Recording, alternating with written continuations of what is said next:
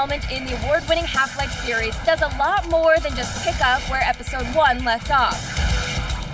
Half-Life 2 Episode 2 is a first-person action game with a lot of sci-fi elements, and you travel across the countryside with Alex Vance. Wow, I forgot what a kick this thing has.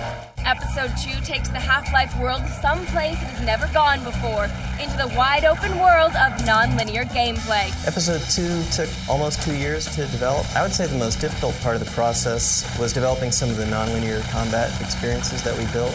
We did some sort of experimental stuff with this episode. We wanted to open things up, give players more options, create some almost sandbox experiences within what's traditionally a pretty linear first-person shooter franchise.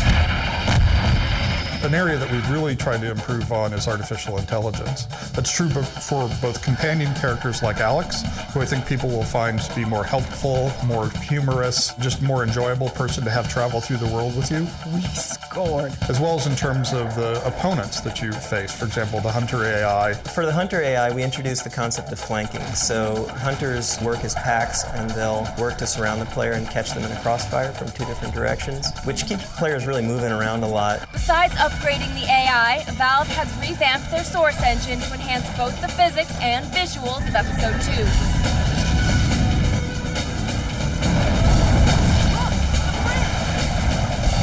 The cinematic physics lets us do these really big physics destruction sequences, and it also kind of inspired us to build what ended up being our biggest physics puzzle yet.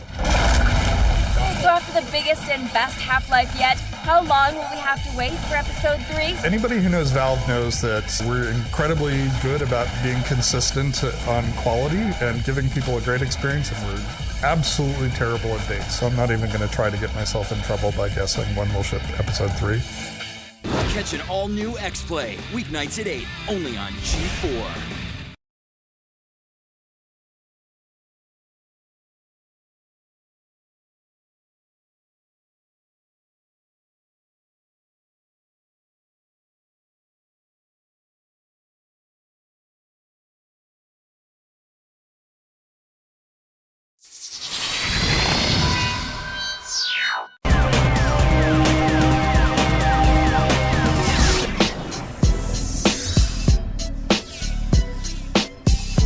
With millions of fans of Half-Life and Half-Life 2 around the world, the creators of the series at Valve took a calculated risk in 2006 by delivering the first in a series of episodes engineered to extend the Half-Life 2 experience. EP caught up with Valve's Erik to get us up to speed with the episodic storyline and to give us a sneak peek at Half-Life 2 Episode 2. We have a story we want to tell.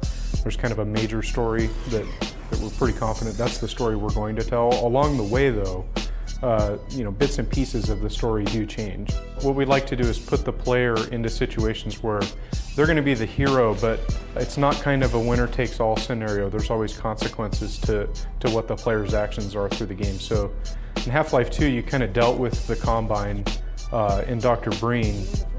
In Episode 1, you have to deal with all the ramifications of that. So you spend a bunch of time working your way out of City 17. That's a lot different city than it was in Half-Life 2. It's kind of out of control. There aren't Metro cops kind of keeping everything in order. Episode 2 is going to kind of continue the theme of the player making trade-offs about the decisions that they make, and a lot of it will center around how dangerous the world's become and how dangerous it is to some of the characters that you know in the game.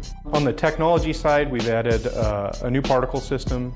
We have a system we call cinematic physics, which is kind of an extension on our existing physics technology that allows us to do kind of these huge, epic destruction sequences. On the gameplay side, we're focusing on building some new combat areas that kind of feel kind of like a multiplayer environment. We have some new ways that you can use the gravity gun, and there's a new vehicle that you'll be playing with. Most of the characters will be back in some form or another in the game. The G-Man is also kind of a theme that we're spending a bunch of time on in Episode 2. So you'll find the G-Man's been this character that's kind of been there through all of Gordon's experiences through Half-Life.